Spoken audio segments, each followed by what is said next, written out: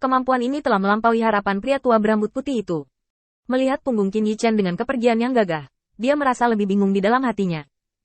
Meskipun kedua belah pihak hanya pertukaran sederhana, itu hanya pertukaran kepentingan sesuai dengan kondisi yang mereka negosiasikan. Tidak ada penindasan identitas, juga tidak ada penindasan kultivasi. Tapi di hati lelaki tua berambut putih itu, memang benar-benar menekannya. Ini seperti ketakutan menghadapi musuh alami, yang terukir di sumsum tulang, sehingga tidak ada pikiran lain dalam hidup. Jika bukan karena fakta bahwa kekuatannya lebih rendah dari lawan, pria tua berambut putih itu mungkin takut untuk menunjukkan wajahnya di depan Qin Yichen. Tidak sampai Qin Yichen benar-benar pergi, lelaki tua berambut putih itu menghela nafas panjang. Dia melihat ke arah Qin Yichen pergi, dan samar-samar, perasaan diawasi muncul kembali. Pria tua berambut putih itu dengan cepat naik ke udara dan meninggalkan halaman. Setelah menatap halaman di bawah untuk waktu yang lama, lelaki tua berambut putih itu tiba-tiba tersadar. Apa yang terjadi padaku? Seorang junior belaka, kekuatannya tidak sebaik milikku. Jika bukan karena kebutuhan patriark, aku bisa menghancurkannya sampai mati kapan saja. Aku sebenarnya pemalu.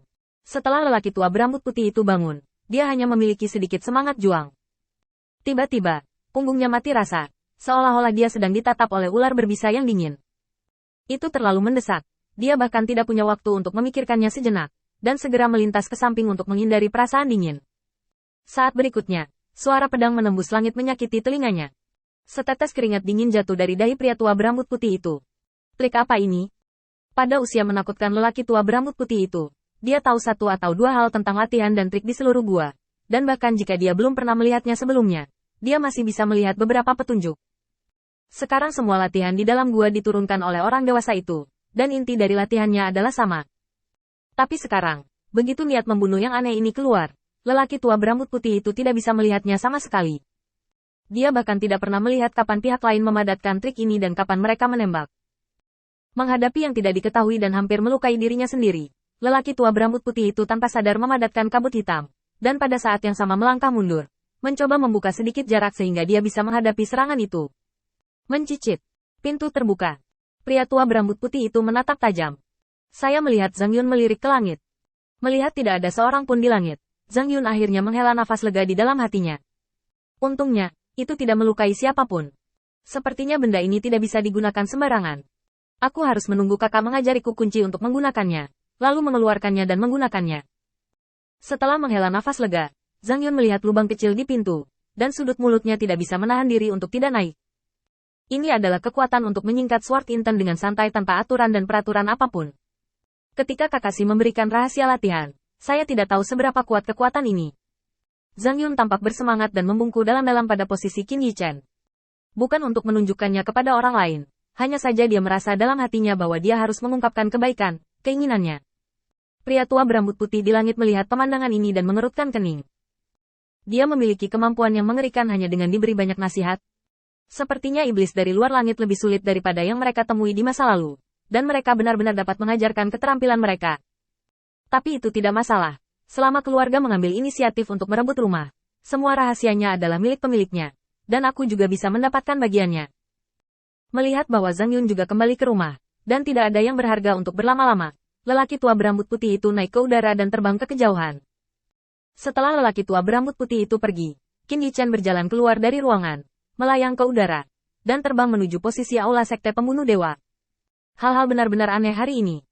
Dewi Kebijaksanaan, Athena, muncul di gua dan menekan semua orang di gua. Tetapi dia mengambil inisiatif untuk mundur. Insiden ini sendiri sangat menarik. Jika Athena benar-benar berada di bawah perintah Dewa Utama Zeus, maka, setelah dia menang, pasukan harus menguasai dan sepenuhnya menempati pintu masuk gua. Tidak peduli berapa banyak dia berkontribusi dalam pertempuran berikutnya, bahkan jika dia berdiri di samping untuk menonton pertunjukan, dia adalah pria yang pantas. Lepaskan kredit semacam ini dan mundur. Pasti ada sesuatu yang rumit tentang ini. Meskipun Qin Yichen tidak yakin apa tujuan Athena, dia percaya bahwa selama Athena memasuki gua dengan suatu tujuan, tidak mungkin meninggalkan jejak. Angsa lewat dengan meninggalkan jejak. Karena itu, Qin Yichen perlu pergi ke aula sekte pembunuh dewa dan bertanya apa yang terjadi. Dari petunjuk tersebut, temukan tujuan sebenarnya dari Athena. Sebuah suara tiba-tiba muncul di kepalaku. Tuan Cahaya, apakah Anda memanggil saya untuk sesuatu yang penting? Qin Yichen melihat sekeliling dan berpikir sejenak. Kamu memberitahu Ares, Dewa Perang, untuk pergi ke kuil Athena dan bertanya padanya apakah dia memiliki sarana untuk memasuki gua. Yang terbaik adalah bisa menguji tujuannya untuk Dongtian. Situasi di gua telah berubah sekarang, dan kecelakaan dapat terjadi kapan saja. Anda harus memberitahu penjaga kiri dan kanan, kumpulkan anggota elit kuil penguasa cahaya, dan bersiaplah untuk menerima mundurnya orang-orang dari Sekte Pembunuh Dewa. Setelah perintah, Qin Yichen memutuskan kontak, dan di ujung pandangannya, Lin Tu datang ke arahnya. Meskipun jaraknya masih jauh, Qin Yichen diam-diam memadatkan teknik kultivasi. Dia tidak yakin apakah Lin Tu melihat tubuh aslinya. Selama Lin Tu berani bergerak, dia akan menghadapi serangan balik jadinya. Musuh dari musuh adalah teman.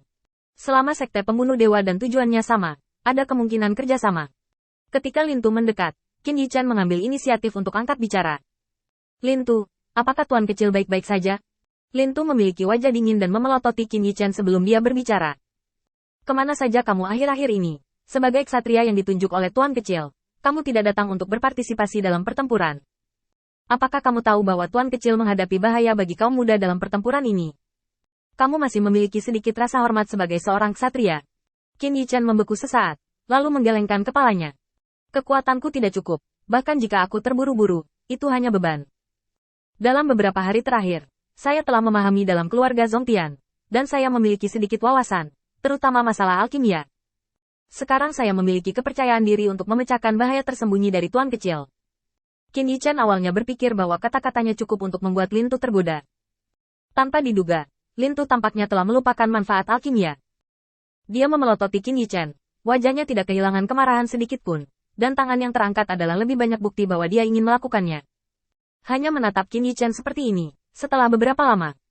HMPH, kalau begitu lihat apakah kamu memiliki kemampuan untuk menyelamatkan tuan kecil. Ikuti aku. Mendengar ini, Qin Yichen tiba-tiba memiliki firasat buruk di hatinya. Mungkinkah itu yang terjadi pada tuan kecil? Apakah pertempuran ini menghabiskan terlalu banyak energi dan menyebabkan bahaya tersembunyi dalam dirinya pecah lebih awal? Atau apakah pertempuran itu melukai sumbernya? Melihat aula Sekte Pembunuh Dewa mendekat, Qin Yichen juga mengambil keputusan. Tidak peduli apa situasinya, Anda akan mengetahuinya ketika Anda melihatnya.